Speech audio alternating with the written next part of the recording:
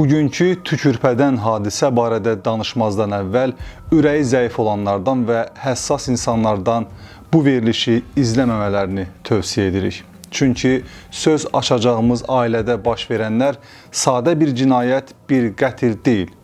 Bu qətli törədənlər yəqin ki, ehtirasın, tamahın tilsiminə o qədər valeh olublar ki, onlar üçün bir insanı vəhşicəsinə öldürmək, bastırmaq, onun meyiti üzərində məclis qurmaq, mərhumun sevdiyi mahnıya qulaq asarsa, onun ovladığı quşlardan kabab çəkmək, içmək də rahat görünüb.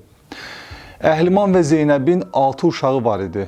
Kənardan zəhmətkeş ata və şən ailə kimi görünən bu ailənin gələcək taleyi barədə kənardan proqnoz vermək heç də rahat deyildi.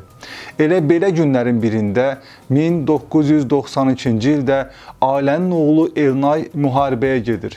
Oğullarından xəbər çıxmadığından sonra kənd cəmaatı Əhlimanın da oğlunun ardınca müharibəyə getdiyini, oğlunu axtardığını öyrənir. Lakin bir müddət sonra Əhlimandan da xəbər çıxmır.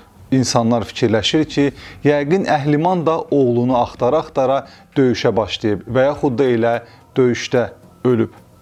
Bu arada Əhlimanın Rusiyada yaşayan qardaşı Azərbaycana gəlir. Vəziyyəti öyrəndikdən sonra qardaşı və qardaşı oğlunu axtarmaq üçün Qarabağa yollanır. Bir müddət sonra qardaşı oğlu Elnayı tapır, lakin Elnay deyir ki, atasını görməyib. Qardaşı da bundan sonra bir nəticəyə gələ bilmədiyindən, həm də qarışıq illər olduğundan Rusiyaya qayıdır. Hadisənin üstündən bir neçə il ötür, lakin Əhlimanı gördüm deyən olmur. Yenə qardaş. O yenidən Azərbaycana qayıdır və qardaşının yoxa çıxması ilə bağlı illər sonra prokurorluğa ərizə ilə müraciət edir. Həmin vaxtlarda itkin düşmüşlərlə bağlı ərizələr polis şöbəsinə göndərilsə də, bu dəfə rayon prokuroru Adil İskəndərov belə eləmir. Ərizənin yoxlanmasını müavininə tapşırır və gedişatı tam formada öz nəzarətinə götürür.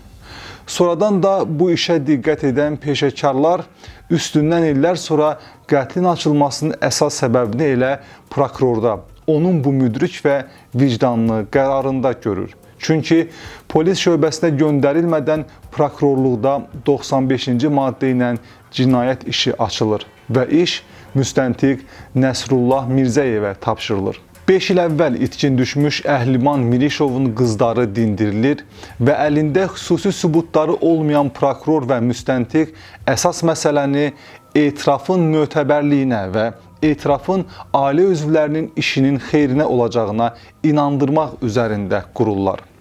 Bu peşəkar dindirmələr zamanı ana Zeynəb və qızları Samirə və digər övladları danışdıqlarını dinləmək hər kişinin işi deyil. Onlar və qonşular deyir ki, Əhliman əvvəldən də spirtli içkilər içir, lakin son illər 1992-ci ildə isə o içkinin miqdarını artırır. Bunun səbəbini isə Əhlimanın arvadının və qızının fahişəli ilə məşğul olduqlarını öyrənməsi olur. Qonşularının da etirafından görünür ki, 5 il əvvəl yoxa çıxmış Əhliman son günlər qızını və arvadını buna görə döyür, evdə davalar olurmuş. Qızı bəzən hətta günlərlə evə gəlmir, anası da qızını tamah məqsədi ilə bu yoldan çəkindirmir. Hətta özü də o işlərlə məşğul olur. Onlar Əhliman evdə olmadıqda və yatdıqda evlərindən belə bu məqsəddən istifadə edirlər. Əhliman heç kəslə yaxınlıq eləmir, içir, özünə qapanır. Lakin ailənin müxtəlif kişi dostları olur. Onlar Əhlimanın yox, Zeynəbin, Samirənin dostları idi. Belə dırnaqarası dostlardan biri də Ceyhun Gözəlov idi. Ceyhun 1993-cü ilin avqustunda evlənsə də toy gecəsi evdən çıxır. Gəlinin yanında tapılmayan Ceyhunu ailə üzvləri Samirənin yatağında tapır. Həmin gecə onu aparsalar da Ceyhun soralar da Samirədən əl çəkmir. Əhlimanın həmin günlərdə Rusiyada olmasından istifadə edib Ceyhun onun evində yaşayırmış. Az sonra dəhşətli bir qətlin və qətl sonrası mənəvi maskaradın baş verəcəyi ailəyə tez-tez gəlib gedən digər şəxs isə yeniyetmə Tahir Babayev idi.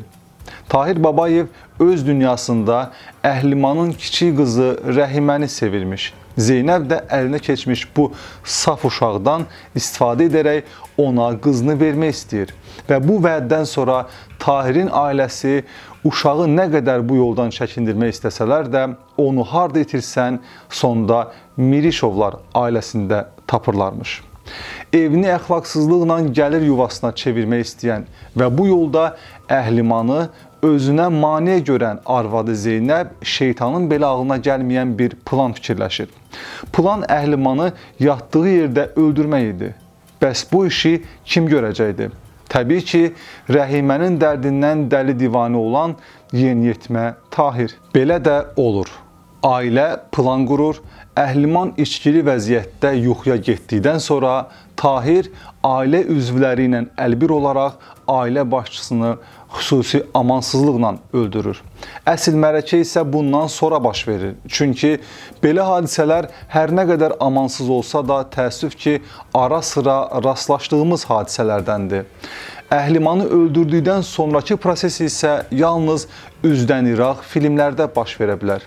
Beləliklə, ailə üzvləri və Tahir Əhlimanın meyidini həyətə düşürür, onu traktor təkərinin içində, yəni təkərin rezin şininə salıb bastırırlar.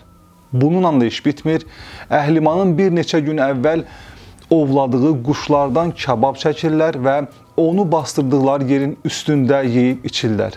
Bu da azmış kimi maqnitofonda Əhlimanın sevdiyi, həmişə toylarda sifariş verdiyi Əjdər əmi mahnısını qoyaraq rəqs edirlər. Səhər saatlarında Ceyhun həmin evə gələndə Tahirlə Zeynəbi pilləkənlərdəki qan ləkələrini yuyan yerdə görür və məsələ aydın olur.